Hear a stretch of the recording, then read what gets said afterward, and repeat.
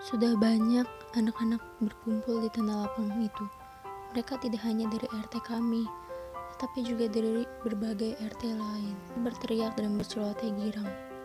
Wajah mereka ceria seperti menyambut bapak ibu masing-masing pulang dari kota. Semburat cahaya kebahagiaan terpancar dari wajah mereka. Tidak ada yang sedih atau gelisah menyendiri. Senyum dan tawa ceria menghiasi wajah mereka.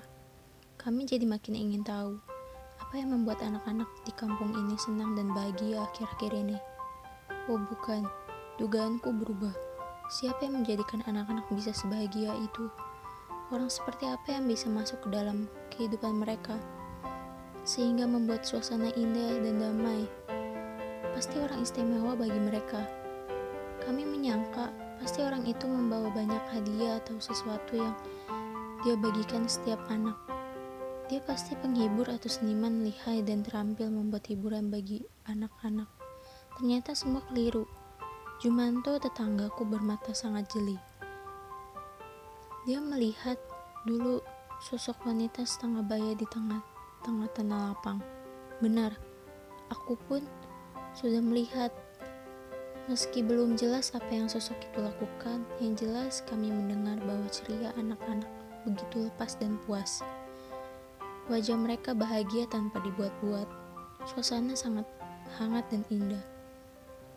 Kami mencuri dengar apa yang mereka ungkapkan dan ceritakan. Tentu makin kami mendekati sosok wanita asing dan keramunan anak itu. Kian terlihat jelas wajah wanita itu, akan tetapi ada yang lebih menarik. Apa perbincangan yang membuat anak-anak merasa damai? Aku bersyukur lebih dulu bisa menguping mereka. Sementara Jumanto kulihat berhenti melangkah karena lengannya dirambati ulat gatal semak-semak daun. Ibu Dewi, jangan pergi lagi ya. Kami sangat senang bersama ibu, ujar seorang anak perempuan berambut ikal. Kami selalu bahagia jika Ibu Dewi di sini, sahut yang lain. Wanita setengah baya yang anak-anak panggil Ibu Dewi hanya tersenyum. Matanya yang bercahaya lembut menatap anak-anak itu satu persatu. Senyum selalu mengembang. Aku Diro di situ. Anakku mendekati wanita itu. Aku senang banget melihat Ibu Dewi. Mata Ibu Dewi membuatku nyaman. Mata ibu selalu seperti tersenyum, sehingga terasa adem hatiku. Bahkan itu ucapan Diro. Apakah selama di rumah dia merasa tidak bahagia? Bisa jadi selama ini ia sering memperhatikan setiap pertengkaran kami. Aku dan ibunya begitu membekas ke dalam pikiran, sehingga di rumah Diro sering gelisah dan tak betah karena merasa tidak nyaman. Dia tampak juga merasakan keberingasan sikap kami ke bertengkar sengit. Pantas Diro sering keluar rumah dengan alasan mengerjakan tugas sekolah di rumah teman. Akhir-akhir ini kabar dan informasi aneh makin sering mampir ke telinga kami. Di desa sebelah kerap terjadi pencurian. Penduduk sangat resah dan merasa tidak aman. Masalahnya, penduduk desa itu rata-rata tua rentan dan anak-anak. Mereka tak sanggup menghadapi para pencuri yang makin merajalela. Anak-anak merasakan hal-hal mencengkam dan menakutkan. Karena itu, kepala desa memutuskan menyewa tenaga keamanan dari desa kami. Desa itu hanya menyediakan pos ronda bagi tenaga keamanan sewaan. Anak-anak di desa sebelah memang butuh keamanan dan ketenangan. Mereka jelas butuh keamanan untuk meredam kegelisahan dan takut. Lagi-lagi Ibu Dewi yang bermata tersenyum, kata anakku, hadir memberikan ketenangan dan kenyamanan di sana. Salah seorang penduduk desa itu mengatakan, Ibu Dewi sering menyampaikan anak-anak harus selalu rukun dan kompak, selalu bersama, dan saling memahami dan saling menghargai akan mudah menciptakan rasa tenang dan senang. Dengan begitu, kata wanita itu, anak-anak akan bisa mengusir rasa takut dan jadi lebih berani. Lain lagi cerita dari desa sebelah utara desa kami. Ketika di desa itu sering diselenggarakan sabung ayam jago, justru anak-anak yang dapat secara perlahan mengubah agenda tahunan itu. Anak-anak mengusulkan agar ayam-ayam jago di desa itu digiringin saja ke sawah untuk memburu dan mematuki tikus dan ular. Tanaman di sawah dan ladang ludes karena ulah tikus. Ular-ular berbisa tak jarang mengganggu dan beberapa penduduk menjadi korban.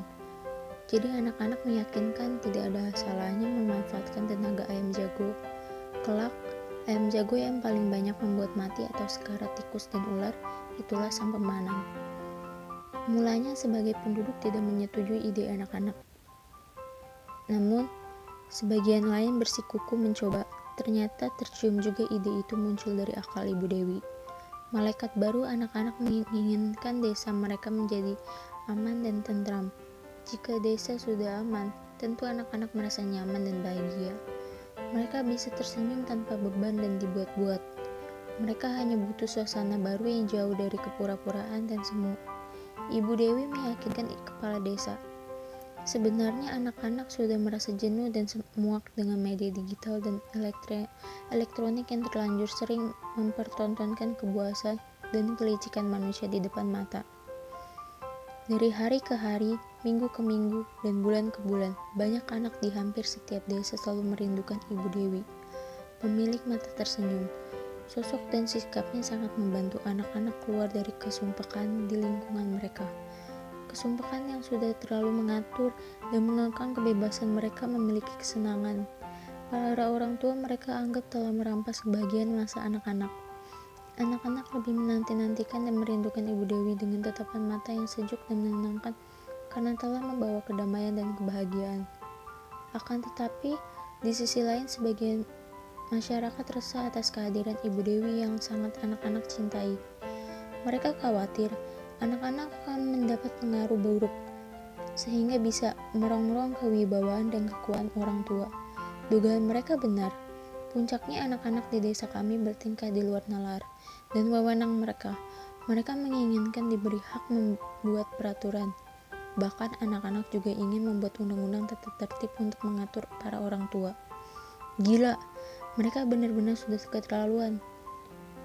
Termasuk anakku Diro. Ini tidak bisa dibiarkan, mereka harus segera dihentikan secepatnya. Jumanto tetanggaku yang tidak menganggap anak-anak di desa kami tidak gila. Ia berpendapat selama pergaulan dan berteman dengan Ibu Dewi, mereka dapat tidur pulas dan sudah jarang usil dan ngambek. Jumanto melihat anak-anak sekarang lebih rajin belajar dan berkegiatan sehari-hari dengan senang. Tapi anak-anak sudah melampaui batas, Mas. Ujarku menyimpan keresahan. Kita lihat saja nanti aturan seperti apa yang akan mereka buat. Mas Jumanto berpendapat tanpa ragu. Apa nggak takut nanti anakmu berani nyuruh-nyuruh sampean? Tanyaku ingin menyadarkan tetangga dekatku itu. Pagi hari dan cerah mentari menghangatkan desa kami. Para pedagang, petani, dan pegawai kantoran menuju ke tempat kerja masing-masing dengan senyum mereka. Tanpa beda pada wajah anak-anak desa kami. Mereka menyimpan kegelisahan dan kerinduan pada sang pujaan hati. Mereka khawatir kehilangan sang penggayam jiwa. Anak-anak tak henti-henti dan tak bosan-bosan menyebut si pemilik mata tersenyum itu. Ibu Dewi telah 2 pekan ini tidak menampakkan diri di tengah-tengah anak-anak desa kami. Tiba-tiba dia seperti menghilang saja. Kulihat wajah Diro anakku dan Mas Jumanto sangat murung. Sedih, aku menghibur dengan menyanyikan lagu kesayangannya. Namun Diro terlihat masih murung dan menggeleng-geleng lemah. Aku gagal. Kangen pada Ibu Dewi dengan nyanyiannya, Pak. Lagunya sangat indah, suaranya lembut dan merdu. Ucap Diro penuh rasa. Benar Diro, aku juga bisa melihat dan merasakan tatapan matanya seperti mengajak siapapun tersenyum. Timpal anak Mas Jumanto. Tak kalah sendu dia berucap. Aku menatap seraya berjongkok di hadapan mereka yang sejak tadi terduduk seperti tak bertenaga. Apakah yang mereka gambarkan sang legendaris Ibu Sud dalam kuis tebak wajah dulu? Dalam potongan gambar wajah, si penebak kuis mengatakan Ibu Sud memiliki mata yang tersenyum. Sayang, dia telah pergi selamanya. Ibu Dewi, wanita dengan mata tersenyum, kata Diro, anakku. Ini telah pergi. Mungkin tidak akan pernah kembali. Kepergiannya meninggalkan sesuatu yang sangat membekas di hati anak-anak. Kehadirannya membuat anak-anak bahagia dan kepergiannya menyisakan kenangan indah. Diam-diam aku jujur. Mengakui kehadirannya membuat desa kami lebih tenang dan nyaman. Hatiku pun diam-diam menyimpan harapan. Dia akan kembali.